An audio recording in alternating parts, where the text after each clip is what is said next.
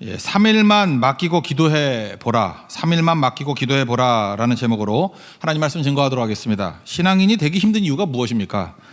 믿어지지 않기 때문입니다. 말 같지도 않죠.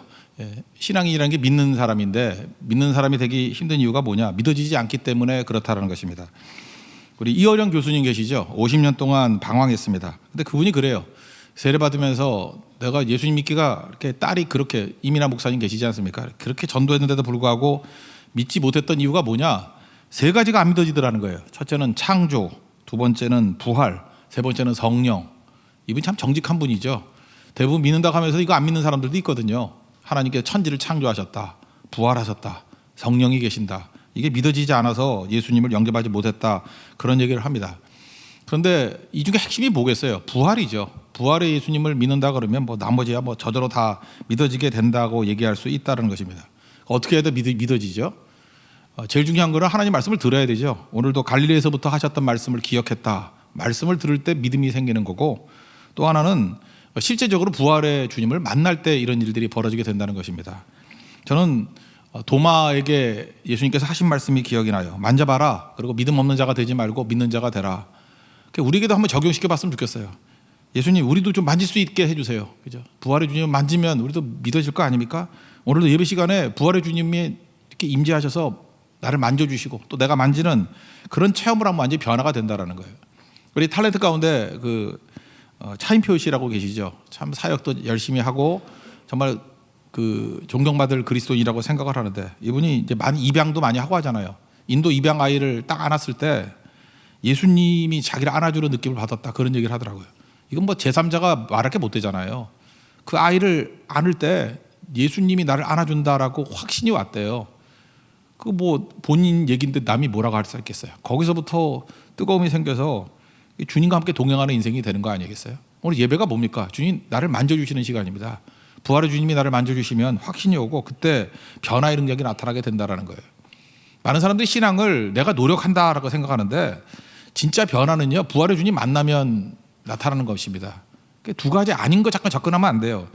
참된 믿음의 변화라는 건 노력이 아닙니다. 노력이라고 생각하니까 잠깐 화가 나는 거예요. 그죠? 내가 이렇게 했는데 왜 결과가 안 나와? 잠깐 이게 화내는 사람들 보면요, 잠깐 노력으로 접근하는 사람이기 때문에 그래요. 내 의지로 접근하기 때문에. 그래서 에너지가 필요하거든요. 노력하는 데는. 그렇게 지치는 거죠. 또 하나는 포기가 아닙니다. 포기. 내가 뭐 많이 포기했다. 우리 불교가 아니거든요. 내가 버리고 포기했다. 그게 기독교가 절대 아니라는 것입니다.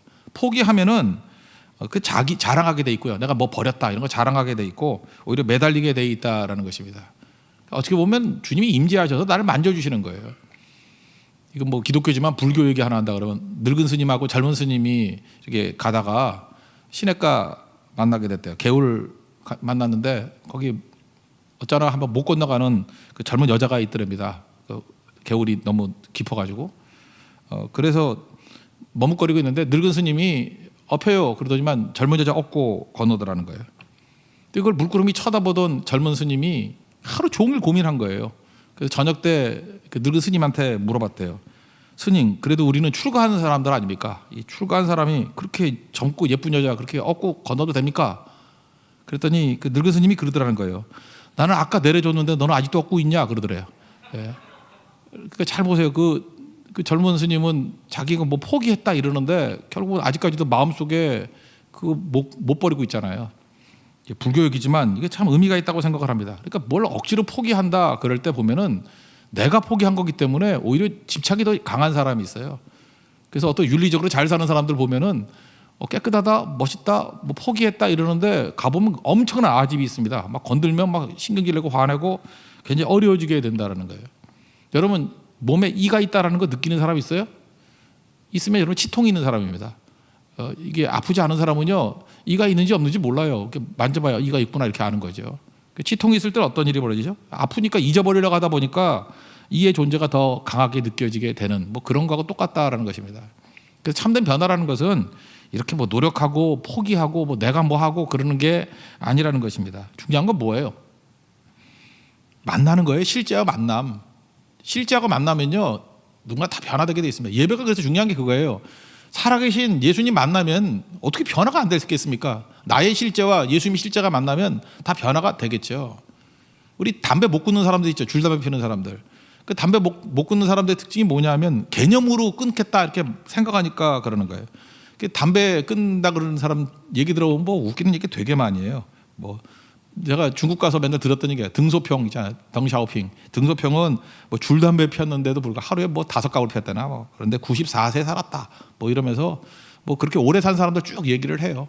그리고 또 뭐라 그러냐면 고대 애굽 사람들은 아무도 담배 피지 않았지만 다 죽었다. 뭐 당연하죠. 그죠? 그러면서 뭐 이렇게 농담 이렇게 쭉 하고 있어요. 제가 그런 얘기 들은 분 보면은 담배 끊는 것을 개념으로 생각하기 때문에 그래요. 그래서 해로움이 해로움으로 다가오지 않는다는 것입니다. 근데 그분이요. 얼마 전에 의사한테 가가지고 진단을 받았더니 암일지도 모른다. 정밀 검사해봐야 된다. 날 잡고 기다려라. 그 아내한테 얘기를 들어봤더니 담배 못 피더래요. 이전까지는 뭐였어요? 개념으로 접근한 거였는데 이제 실제잖아요. 그죠? 이거 내가 죽을 수도 있겠구나. 실제로 다가오니까 못 피더라는 것입니다. 실제로 뭐 3개월 남았다 그러면 담배 못 피죠. 그죠? 이게 실제로 다가오기 때문에. 그러니까 우리가 부활의 주님도 마찬가지입니다. 실제로 만나면 나를 만져주시고 주의 옷자락 만지면 실제로 만나게 되면 절대로 이렇게 뭐 농담 이런 거 못 한다는 것입니다. 진짜 변화가 된다는 거예요. 오늘도 예배 시간에 살아계신 예수님을 실제로 만날 수 있는 하나님의 거룩한 종 되기를 바랍니다. 오늘 부활 스토리인데 첫 번째 내용은 이거예요. 왜 예수님은 첫 번째 부활의 증인으로 여자를 삼았는가? 그러니까 첫 번째 부활의 증인이 왜 여자인가? 이런 거죠. 안식 후 첫날 새벽, 그러니까 주일이죠. 주일 새벽에. 우리가 주일이라고 지키는 게 뭐냐? 부활절 기념하는 거예요. 부활 기념하는 거예요. 안식 후 그 다음날 새벽. 이게 주일이거든요. 주일은 무조건 부활이에요.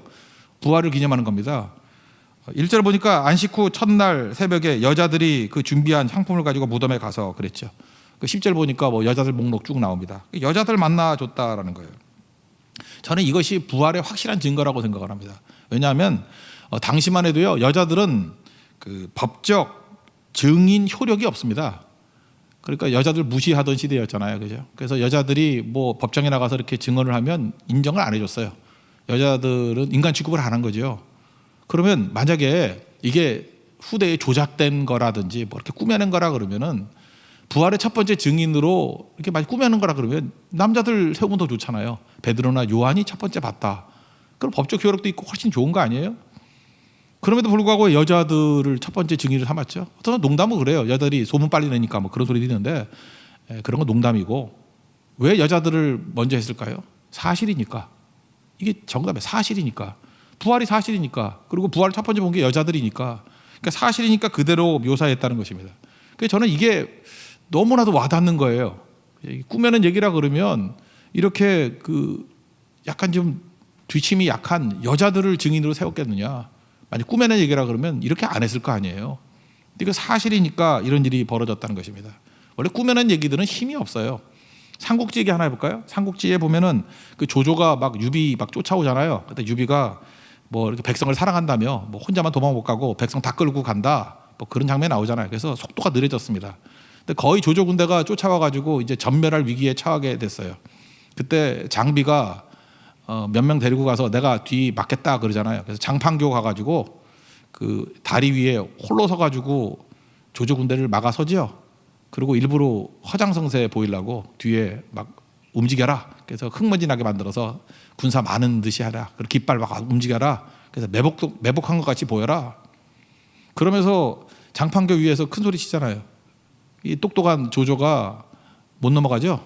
장비가 무서워 못 넘어간 게 아니라 저 뒤에 분명히 함정이 있다. 매복이 있다. 자 봐라. 흙먼지 날리고 저 깃발이 왔다 갔다 하는 거 보니까 분명히 함정이다. 그래서 돌아가자 그랬다라는 거예요.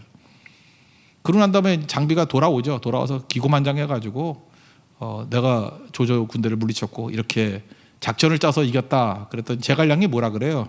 너도 머리를 갖고 있구나 하면서 처음으로 칭찬해요. 그죠? 장비 너도 지능지수가 있구나. 인정해줘요. 그랬더니 더 기뻐가지고 기고만장해서 그러잖아요. 그래서 내가 돌아오는 길에 장판교를 부셔버리고 왔다고. 그랬더니 또 혀를 차죠. 그게 네 한계야. 만약에 진짜 매복돼 있다 그러면 다리를 부술 리가 없죠. 근데 장비는 이게 머리가 안 돌아가지고 다리 부수고 왔대요. 그 얘기 뭐예요? 조조 군대가 다시 쫓아올 수 있겠죠. 왜? 저거 속임수다라는 걸 스스로 증명하는 거 아니에요. 제가 이런 걸 보면서 그런 느낌을 받았어요. 아무리 우리가 잔머리를 써도요, 가짜는요, 제갈량 같은 게 똑똑한 사람들이 보면 반드시 허점이 드러나게 돼 있어요. 그런데 진짜는요 허점이 없어요. 이상한데 능력이 있어요. 여러분 잊지 마십시오. 이 땅을 살아가면서 이렇게 잔머리 굴려서 살라 그러지 말고 주님 진실하게 따르는 종이 되기를 원합니다. 예수님께서 왜 부활의 첫 번째 증인을 여자로 삼으셨는가? 믿었기 때문에 그래요. 믿었기 때문에. 마음이 가난한 자들이에요. 예수님 믿으니까 뭐 눈치 안 보고 따라다니잖아요. 갈릴리부터 따라왔고 죽은 다음에도 시체 찾으러 향품 넣으려고 가잖아요. 믿었기 때문에. 여러분 하나님께서 쓰시는 사람은요 평범한 사람 쓰십니다. 그러나 믿는 자들 잊지 마십시오. 뭐 위대한 사람들, 뭐 대단한 사람들, 머리 쓰는 사람들 한번 롱톱으로 놓고 보라고요. 그런 사람 쓰임 받는 사람들이 별로 있나? 없어요 거의. 근데 우리가 눈에 잘 띄지는 않아요. 그런데 진짜 믿는 사람, 그렇지만 평범한 사람, 그런 사람을 통해서 하나님께서 놀라운 일을 이루신다는 것입니다. 그러므로 이 세상을 이길 수 있는 힘이 어디에 있겠습니까? 믿음에 있어요. 여러분 평범해도 괜찮습니다. 심지어 부족해도 괜찮고 연약해도 괜찮습니다. 믿으면요 하나님께서 그들을 통해서 놀라운 일들을 이루십니다. 여러분 믿습니까? 믿음 있는 사람 되기를 원합니다. 그래서 믿음 때문에 말씀을 증거하는 거예요. 믿음 때문에 성령을 구하는 거예요. 성령이 임하면 믿어지거든요. 말씀을 들으면 믿음은 들으면서 난다 그러잖아요. 그래서 제일 귀중한 게 뭐예요? 하나 달라 그러면 뭘 달라 그러겠어요? 믿음 달라고. 믿음 있는 사람을 통해서 역사가 굴러가요. 믿음을 통해서 일하신다고요. 여러분 눈에 보이는 떠들어대는 것들 절대 주목하지 마십시오. 그건 다 허세. 하나님께서 붙들고 오른손에 붙들고 일하시는 자들은 믿는 자들, 평범한 믿는 자들, 마음이 가난한 자들, 그들 통해서 일하신다는 것입니다. 여러분 주님 앞에서 이렇게 쓰임 받는 우리 하나님의 거룩한 종 되기를 축원합니다. 그 두 번째 단계는 뭐냐? 이제 부활을 이제 맛봤잖아요. 부활은 끝이 아니라는 게 메시지예요. 닫혀 있잖아요, 모든 게. 닫힌 문을 여는 게 부활의 능력이라는 것입니다. 이렇게 부활의 능력을 체험한 사람들이 닫힌 문을 열라는 거예요. 그게 주님의 메시지라는 것입니다. 2절을 보면요, 돌이 무덤에서 굴러 옮겨진 것을 보고, 여기 보세요. 예수님이 무덤에서 나오려고 무덤 돌이 굴려졌냐? 저는 그거 아니라고 생각해요. 왜냐하면 예수님의 부활의 몸은요, 제자들이 모여서 이렇게 모여 있을 때 문도 잠겨 있고 벽이 있는데 예수님 쑥 들어오셨죠. 그러니까 그걸 알 수 있는 건 뭐예요? 부활의 몸은 이렇게 문으로 못 막아요. 벽으로 못 막는다고. 그럼 예수님 부활하셨습니다. 그러면 돌멩이 그거 있다고 못 나오실까? 그거 아니죠. 그런데 왜 무덤에 굴을 막아놨던 돌멩이가 굴러갔나? 이유는 무엇이겠습니까? 우리를 위한 메시지예요. 우리를 위한 메시지. 부활이라는 것은 모든 막혀있는 이 구멍을 막고 있는 돌멩이 같은 것도 다 열리게 된다, 뚫리게 된다, 그런 얘기죠. 예수님의 부활의 몸 알 수 있는 것들이 그 요한복음 20장 7절에도 보면은 그 팔레스타인 사람들은 사람 죽으면 우리 미라 보면 알잖아요. 이렇게 뭐 세마포를 빙빙 감죠. 붕대 감듯이 감잖아요.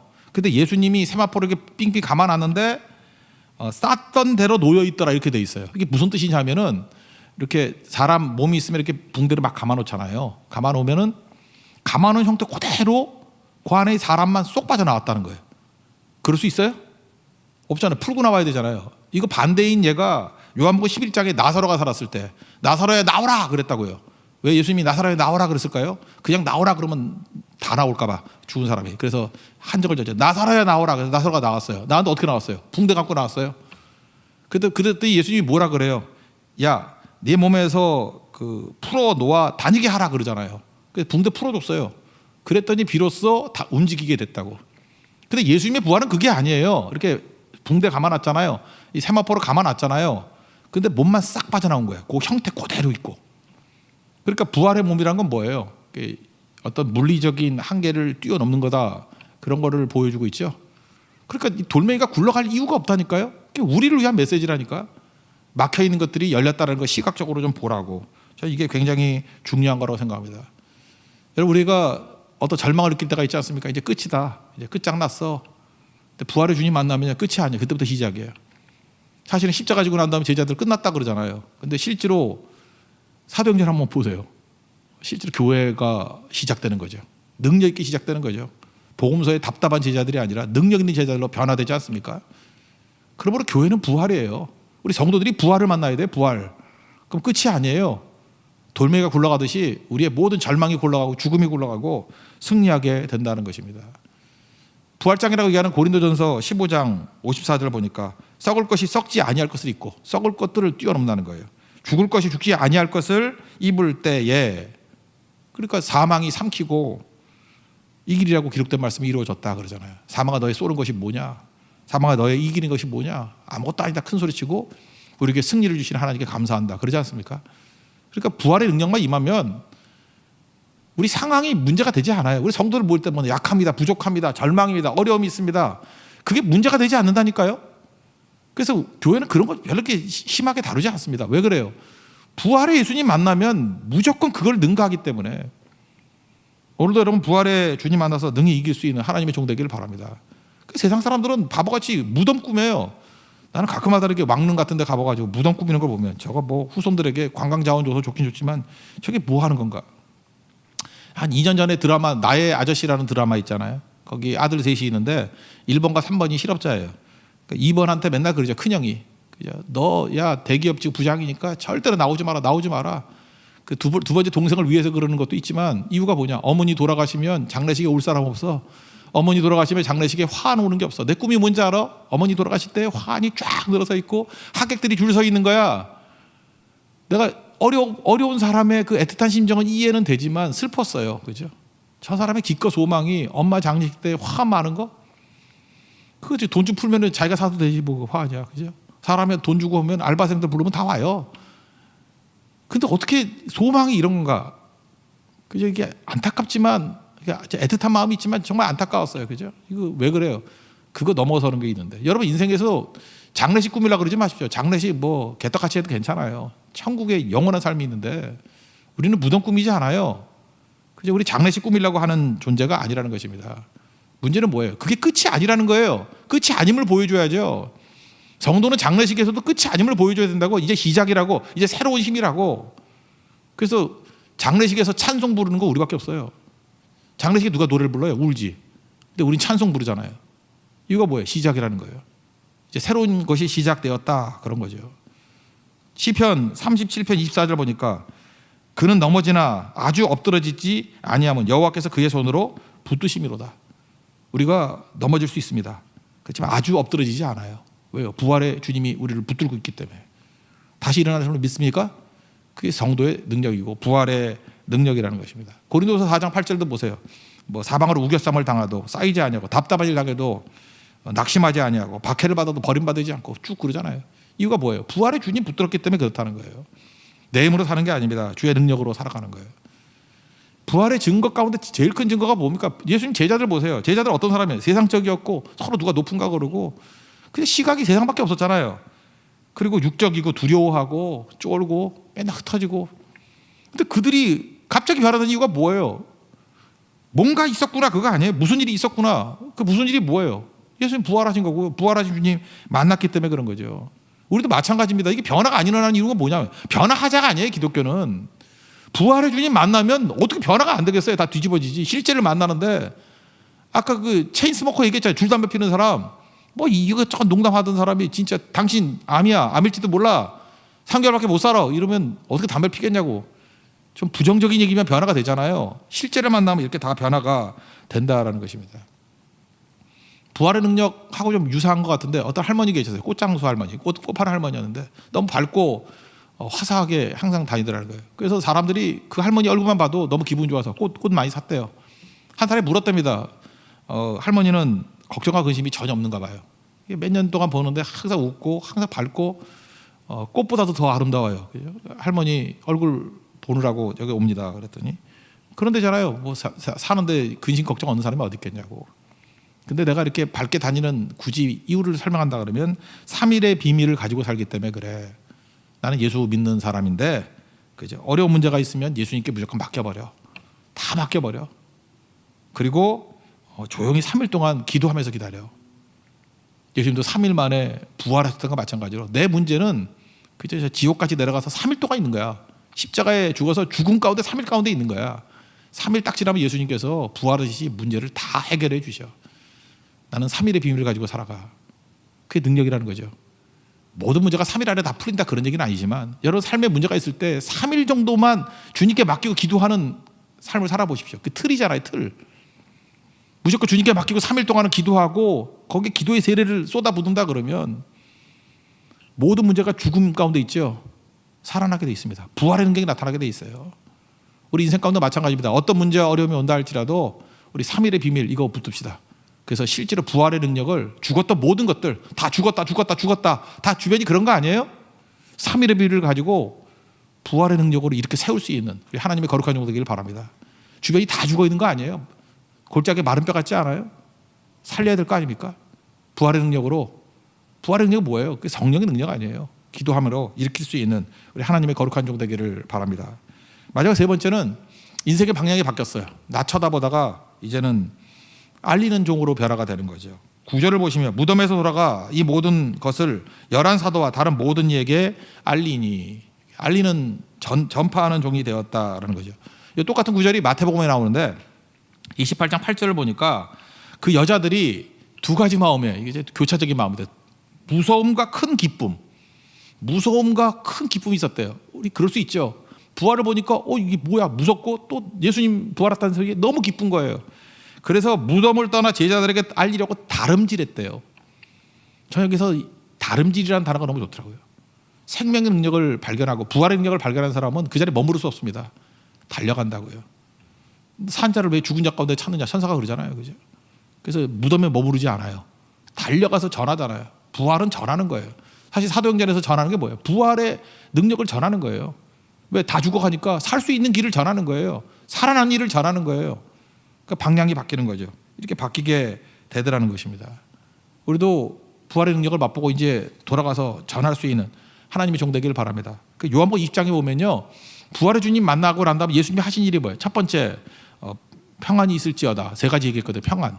20장에 나오는 예수님의 말씀, 평안할지어다. 우리에게 샬롬이 없어요. 근데 예수님 만나면 샬롬이 생긴다고, 평안함. 그다음 두 번째는 아버지께서 나를 보내신 것 같이 나도 너희를 보내노라. 부활의 주님이 오신 이유는 뭐냐? 평안을 주기 위해서. 또 두 번째는 우리를 보내기 위해서예요. 그래서 부활의 주님을 만났다 그러면서 보냄받지 않는 건 다 가짜예요. 우리 다 사도들이라고요. 보냄받은 거라고. 그래서 부활의 능력을 맛보면 다 떠나게 돼 있어요. 아니 성경 뭐 떠나지 않은 사람이 누가 있어요? 다 떠나지. 왜? 죽어가는 사람 살리려고. 사명 아니야, 사명. 그리고 세 번째는 뭐냐면 성령을 받으라. 이게 창세기가 똑같은 거죠. 이렇게 이렇게 생기를 줘가지고 생명이 된 것 같이 그냥 가면 안 되죠. 가는 자들에게 뭘 줘요? 성령을 받으라. 그래서 요한복음 20장에 보면 예수님이 세 가지 하셨어요. 부활하시고 난 다음에 모인 사람들에게 평안할지어다. 그 다음에 너희를 보낸다. 세 번째 성령을 받으라. 이 세 가지 가지고 나가서 세상을 변화시키는 권능의 종이 되었다는 것입니다. 우리도 마찬가지입니다. 지금 개인이 예수님 만나서 살아날 뿐만 아니라 살리는 종 되기를 원합니다. 우리 주변에 다 살리고, 지금 나라 꼴이 이 꼴이 뭡니까? 그죠? 우리 가정이 뭐예요? 경제가 뭐예요? 다 이렇게 혼돈 가운데 죽어가고 있고 어렵지 않습니까? 이때 부활의 능력을 가져가서 생명을 흘려보려고. 절대 어두움은 빛을 이길 수 없습니다.